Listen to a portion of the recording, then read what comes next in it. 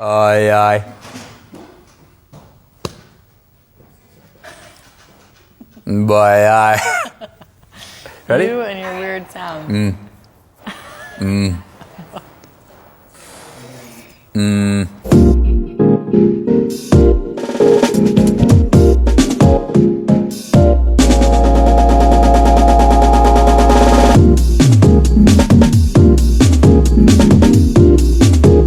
Welcome to Moviefone's Unscripted. I'm Matthew McConaughey. This is Kate Hudson.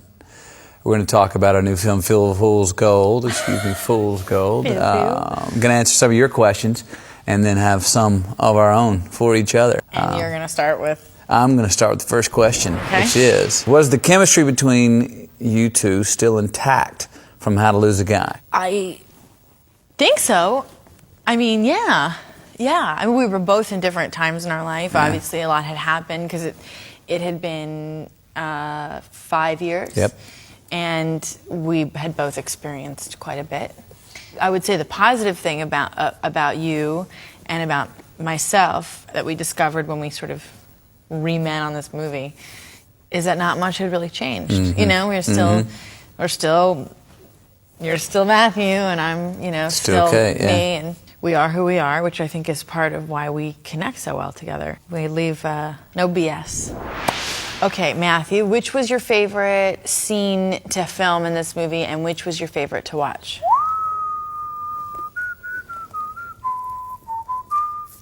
My favorite to... Oh, I'm trying to go through the film. Your favorite I've only to seen film? pieces. Favorite piece to film. It had to be the library. It's not in the movie. That part's cut. There's a great library scene where we're really getting along well. Getting along so well that they cut it from the film. We just going at it. There's some footage just going at it. Just going at it. Yeah, that was fun to shoot. Airplane. Bingo, thank you. Airplane scene. There's a great scene at the end of the film where we get back together. At least we're stuck in the same cockpit together of the plane. And it's a great scene. The dialogue's great. What happens at the time of the movie's great. How we come back together is great. And then how we land is great. That was a great scene. That was a great scene to shoot. And I have to say that's my favorite scene in the film. That's right. That is definitely my favorite scene in the film. Cool. Oh, me to you. Hey, Kate, Unscripted. What's your favorite cocktail? Good question. I would say tequila, splash of tonic, 3 limes. That's my drink. Yeah. And the tonic gives it just a little bit of effervescent treble. It just kind of cuts it just a little bit, and it's a good drink. Yeah. It's a good drink. What changes do you foresee in your lifestyle now that you're going to be a father? Changes. Changing diapers is one change. You are going to be changing lots of diapers. And you know what? Everybody always asks, because the next question will be like, so do you change diapers, Matthew?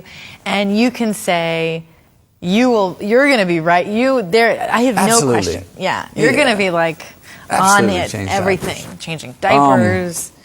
Look, there's a lot of unforeseen changes that I'll be not making. I'm definitely not making any conscious changes now. Got a good life going, and when a child comes in, I'm not going to be able to pick up and just go travel at a whim like I have before. But this child is going to be doing a lot of traveling with me, and getting some culture. It's going to be so fun. Yeah. That's going to be. Yeah. I'm excited for you. Thank you. Did you ever get advice from your mom and dad about acting or just being in Hollywood? This is a question I've answered since the first day I ever did in any press till now, and that's been about 11 years. This is a question I've answered a lot. And it's funny because the more I work, the more I think about what kind of advice I did. When I first started working, I'd be like, no, like my parent, and that's true because we weren't like anything Hollywood about our family. Like my parents picked up, we moved to Colorado. It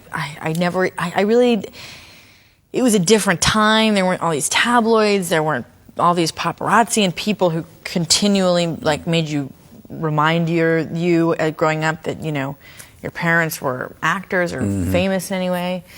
So we really had a really like normal childhood. So in the beginning of my career, I was like, no, we never talk about acting, and they never gave me advice. And as I continued my career and experienced more myself, I realized the things that I learned from them more rather than the advice that they gave. Right. About their sort of professionalism and how they work with people, and watching them do those things. Watching especially my pa, who is a real honest actor. And I look up to that, you know, and I look up to him as an actor because I love his method. I love the way he works. I love that he never stretches himself. He's always very honest and completely contained within his character and stuff. And I think the other thing that happened is that I realized that you have to always have something you are more interested in, because when you're not working, you get addicted to working, to the, you know what I mean? You can get this thing and you forget that the business is so fluctuating. It just fluctuates, and you're up one minute and you're down the next. And how it's much a big roller coaster. Having your son help with that? And I was just about to get to that, which is that then you have your child, and it's a no-brainer. What's more fun and more interesting than what my chosen profession? And I learned that from my parents, but didn't realize it until I had my son. Oh, here I go. Here's my unscripted question. What do you think, seeing that this is like an adventure movie, that we went on our own adventure in Australia and had a great time, and you were just always down to any challenge and stuff. What do you think your greatest, of course being a father is your new upcoming adventure, but to date, your best, two-part question, your best adventure and the most fun person that you have ever gone on adventures with or met through your adventures? Yeah, I'd say my best. I think my most favorite adventure that was a trip I took to Africa in 1999, and then took it again in 2005, and it was because of a recurring dream I had, and that's what got me there. So after getting there and not knowing exactly where I was going to go, I had one spot dot on the map and one person I was going to look for who I'd never met. And I said, I'll go find this person and then let the trip take me where it takes me.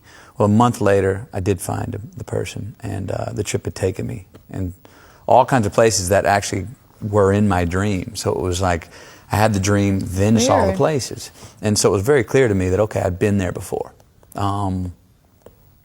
Whatever. That's pretty cool. It was very sure. It was very clear. And there were some anxieties I'd had in my life leading up to that point that were all of a sudden just whoosh, gone, and I've never been back. It was like that was fulfilling a part of a dream that I'd had. I don't know if I answered the second half of that question, but that was definitely a great trip. You've acted with many of Hollywood's sexiest men. Who was your favorite to kiss? How am I supposed to answer this when I'm... You know how you're supposed to when answer I'm that. sitting next to, I mean, obviously the best kisser. I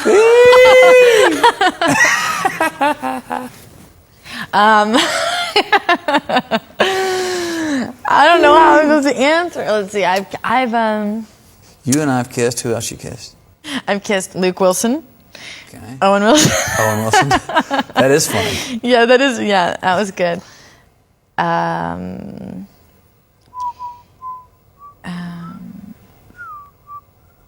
Heath Ledger. I've kissed, John Corbett. I'm You've done some smooching. Stuart Townsend. Billy Crudup. Here we go. Billy Crudup. Starting to remember. There's going to be a bunch of names going to start flowing out. God, I really get around. Yeah, there's been quite a few wonderful, wonderful boys I've gotten to make out with. But I've gotten to make out with you the most. Yeah, and you make it very easy for me and comfortable.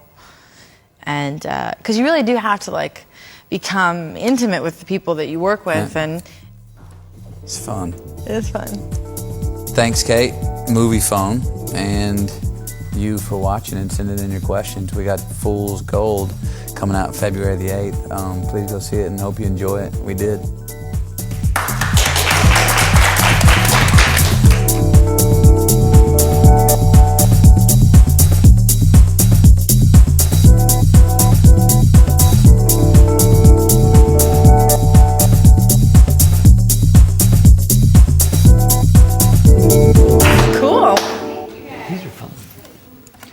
All right.